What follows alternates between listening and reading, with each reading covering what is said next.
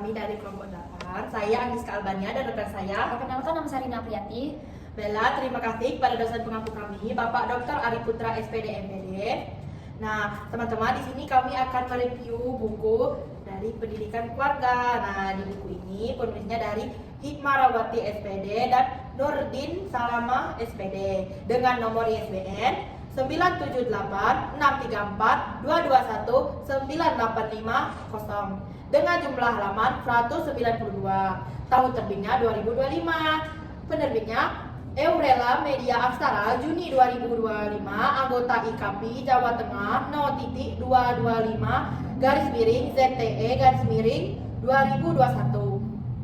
Adapun ringkasan dari buku ini, buku pendidikan keluarga ini mengulas peran strategi keluarga sebagai lembaga pendidikan pertama dan utama dalam kehidupan anak. Penulis menekankan bahwa pendidikan tidak hanya tanggung jawab sekolah, tetapi dimulai dari rumah.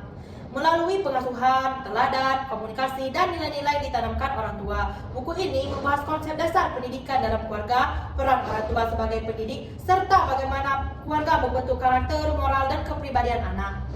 Baiklah teman-teman, di sini kami akan membahas 10 bab. Nah, dimulai dari saya akan membahas bab 1. Bab 1 ini membahas tentang konsep dasar pendidikan keluarga. Rin, kamu tahu nggak sih apa itu konsep dasar dari pendidikan keluarga? Aku tulis. Nah, di sini bahwa keluarga adalah lingkungan pertama dan utama tempat anak belajar nilai kehidupan, moral, sosial, dan kebiasaan sehari-hari. Pendidikan keluarga terjadi melalui interaksi komunikasi dan keteladanan orang tua. Keluarga juga memiliki fungsi untuk membentuk karakter, kepribadian, serta membimbing aspek akademik dan non-akademik pada anak. Nah, setelah pembahasan bab 1 ini, kira-kira bab 2 itu apa ya, Rin? Nah, di bab 2 itu yang keluarga sejahtera. Nah, jadi pada bab ini itu membahas pengertian keluarga sejahtera sebagai keluarga yang mampu memenuhi kebutuhan dasar atau fisik, ekonomi, sosial, dan psikologi spiritual. Nah, sekaligus menciptakan suasana yang harmonis. Nah, kesejahteraan tidak hanya dilihat dari ekonomi, tetapi juga dari hubungan antar anggota, dukungan emosional, pola hidup sehat, dan kemampuan menghadapi masalah. Nah, jadi itu di bab 2-nya, Gis. Di bab 3-nya gimana ya, Gis? Nah, di keluarga itu ada komunikasi efektif. Nah, komunikasi efektif ini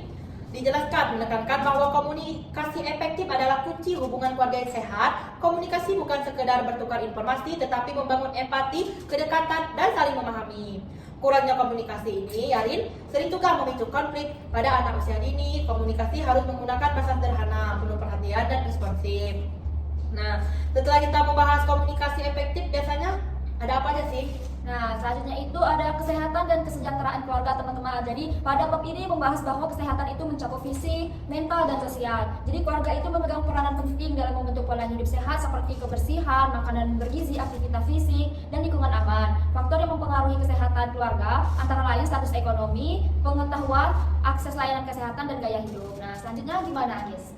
Nah, teman-teman, pada bab 5 ini kita membahas kesehatan mental pada anak. Nah, bab ini menjelaskan bahwa kesehatan mental merupakan bagian penting dari pertumbuhan anak ya. Anak yang dengan mental sehat mampu mengelola emosi, membangun hubungan sosial, berpikir positif, dan menyelesaikan diri.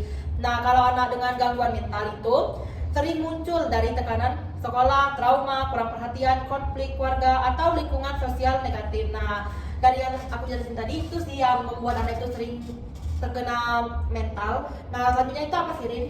Nah, selanjutnya itu penilaian pendidikan nilai agama dan moral dalam keluarga. Jadi pada bab ini membahas pentingnya keluarga dalam menanamkan nilai agama dan moral sejak dini. Agama mengatur hubungan manusia dengan Tuhan, sedangkan moral berkaitan dengan nilai baik buruk dalam kehidupan sosial. Orang tua harus aktif memberi contoh perilaku baik, bukan hanya melalui ucapan, tetapi melalui tindakan. Nilai yang ditanamkan mencakup kejujuran, tanggung jawab, kesopanan, empati, dan disiplin. Nah, gitu ya, Agis.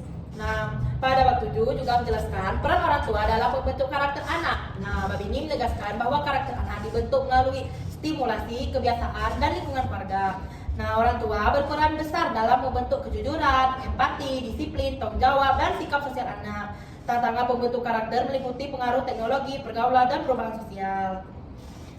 Nah, selanjutnya itu mendidik anak di era digital. Bab ini membahas bahwa teknologi digital dapat mempengaruhi cara anak belajar dan cara berinteraksi. Anak mudah mendapatkan informasi, namun juga rentan terhadap konten negatif, kecanduan gadget, dan menurunnya interaksi sosial. Orang tua harus mengatur penggunaan gawai, memberikan dampingan, menetapkan aturan, dan menjadi teladan dalam penggunaan teknologi yang bijak. Pendidikan digital harus seimbang dengan aktivitas fisik, bermain, dan interaksi keluarga. Nah, setelah yang dijelaskan Rina tadi, ada pun juga peran keluarga dalam menumbuhkan kreativitas anak.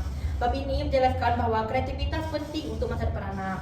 Keluarga harus menyediakan ruang eksplorasi, kesempatan mencoba hal baru, dan suasana yang mendorong imajinasinya. Dengan aktivitas sederhana seperti menggambar, bercerita, bermain peran, dan bertanya dapat meningkatkan kreativitas anak, serta dukungan emosional, kebebasan berekspresi, serta keterlibatan orang tua sangat membantu dalam perkembangan kreativitas pada anak. Nah, selanjutnya itu bab terakhir pada buku ini, mengelola konflik dalam kehidupan keluarga. Jadi dalam bab ini membahas bahwa konflik adalah hal yang wajar dalam keluarga. Perbedaan pendapatan, kebutuhan, dan harapan dapat menimbulkan gesekan. Yang penting bukan menghindari konflik, tetapi mengelolanya secara sehat. Konflik yang dikelola dengan baik membuat keluarga lebih kuat. Cara mengelola konflik meliputi komunikasi terbuka, mendengar, menghargai perbedaan, kompromi, dan mencari solusi bersama. Jadi lingkungan keluarga yang penuh pengertian membantu mencegah dampak positif. Nah teman-teman, itulah hasil review kami dari 10 bab tadi tentang buku kami Pendidikan Keluarga. Semoga video ini memberikan manfaat pada teman-teman. Sampai jumpa di video selanjutnya. Kami akhiri, wassalamualaikum warahmatullahi wabarakatuh.